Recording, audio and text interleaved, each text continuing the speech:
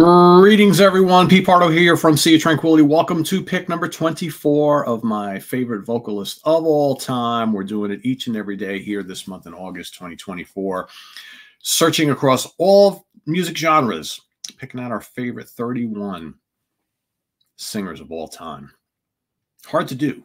Really hard to do. So many great ones. So many won't quite make the cut of 31 for me. Doesn't mean I don't love lots of them.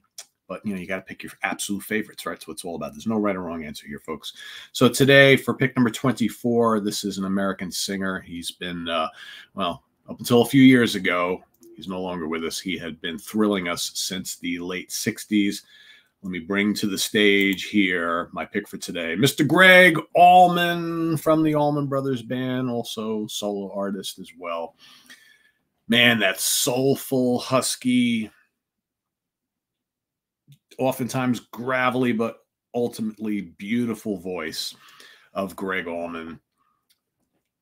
Also a great Hammond organ player.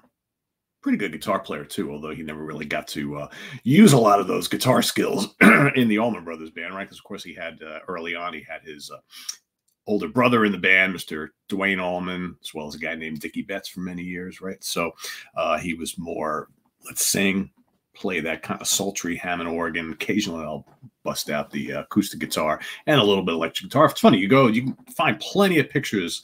I never got the chance to see Gregg really early on. I didn't start seeing the Allman Brothers probably till around the beginning of the 90s, and I saw them a ton of times, but I never once, to my recollection, maybe I saw him play when they did Melissa a time or two here and there, but for the most part, he was always behind the organ.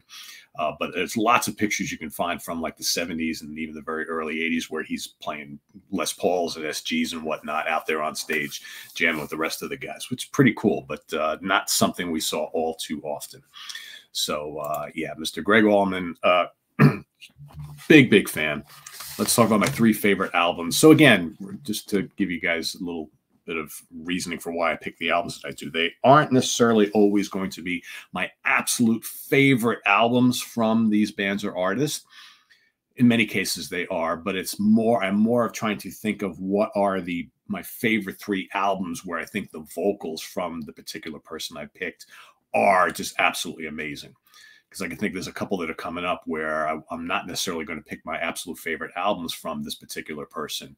But I always, in my mind, always think, well, yeah, but those albums is where this person sounds just the best ever, even if I like other albums a little bit more, right? So that you might get that quite a bit during the rest of the month. So let's take a look at my 3 favorite albums where I just absolutely adore the vocals of Mr. Gregg Allman.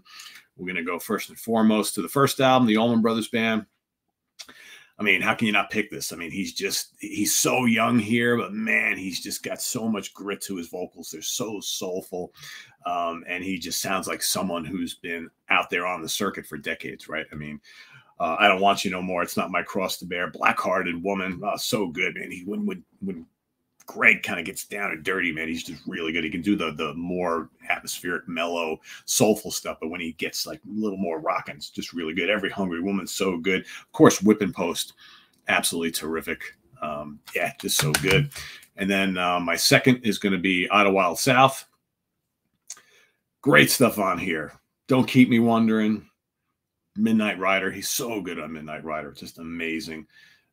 Please Call Home, Leave My Blues at Home. Yeah, it's just so amazing. And then I'm gonna go. I have to pick one of the latter period albums. I'm gonna, and this was tough because I'm like, which one do I pick? Because I love all those later Allman Brothers Band albums, almost just as much as those first 2 that I just talked about. But I'm gonna go with 7 Turns, which one of the great comeback albums of all time. And I think there's just his vocals, they're just superb. In fact, I'd argue that he got even better as a singer later in life.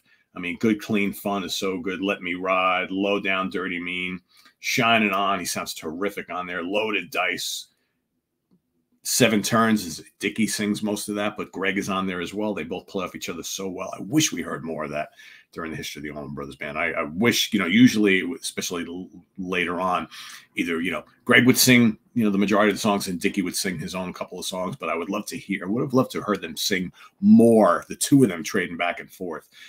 Gambler's Roll is terrific. absolutely terrific. And then, of course, It Ain't Over Yet is a lot of fun as well. So what is my favorite song, my favorite vocal performance? I mean, this one was really, really tough. Really tough. I had like so many choices. And ultimately, I decided to go with a song that, again, shows the full spectrum of his vocal style.